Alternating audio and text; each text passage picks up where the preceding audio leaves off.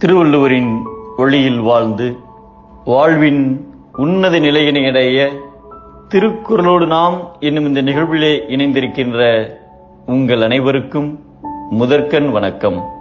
குறள் எண் 1015, அதிகாரம் நாணுடைமை.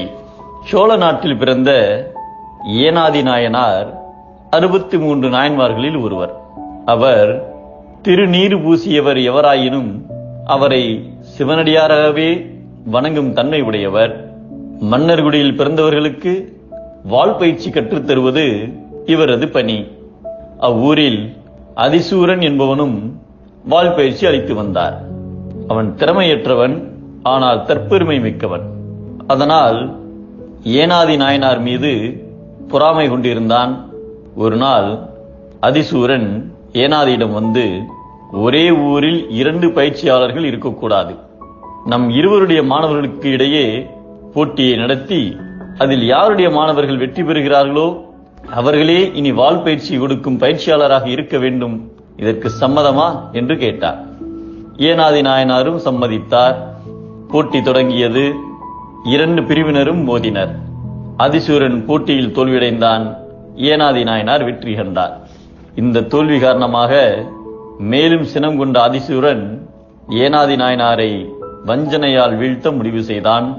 ஒரு நாள் நாயனாரின் பயிற்சி கூடத்திற்கு சென்று, நாம் இருவரில் யார் சிறந்தவர் என்பதை நிரூபிக்க நேருக்கு நேர் போர் செய்யலாம் வா என்று அழைத்தார். இருவருக்கும் இடையே போர் தொடங்கியது. அதிசூரன் தனது சதித்திட்டத்தின்படி தனது நெற்றியில் திருநீரை அணிந்து அதை மறைத்துக் கொண்டு வந்திருந்தார். போட்டியின் நடுவே திடீரென்று அந்த மறைப்பை விலக்கினான். இக்காட்சியை கண்ட நாயனார், நெற்றியிலே திருநீர் பூசியதால் அதிசூரன் ஒரு சிவனடியார் ஆகிவிட்டார். இவரை கொன்றால் ஒரு சிவனடியாரை கொன்ற பழிக்கு நாம் ஆளாக நேரிடும் என்று அஞ்சினார். அதனால் தனது கையில் இருந்த வாளை கீழே போட நினைத்தார். ஆனால் அப்படி செய்தால் நிராயுதபாணியான தன்னை இவன் கொன்றுவிட்டால் அப்பழி அடியவர் வேடம் கொண்ட அதிசூரனுக்கு வரக்கூடாது என்றும் அஞ்சினார். அதனால் பாசாங்கு சண்டை செய்தார். இச்சந்தர்ப்பத்தை எதிர்பார்த்திருந்த அதிசூரன் நாயனாரை மண்ணில் சாய்த்தான். அப்போது இறைவன் நாயனாருக்கு காட்சி தந்து அவரை ஆட்கொண்டார்.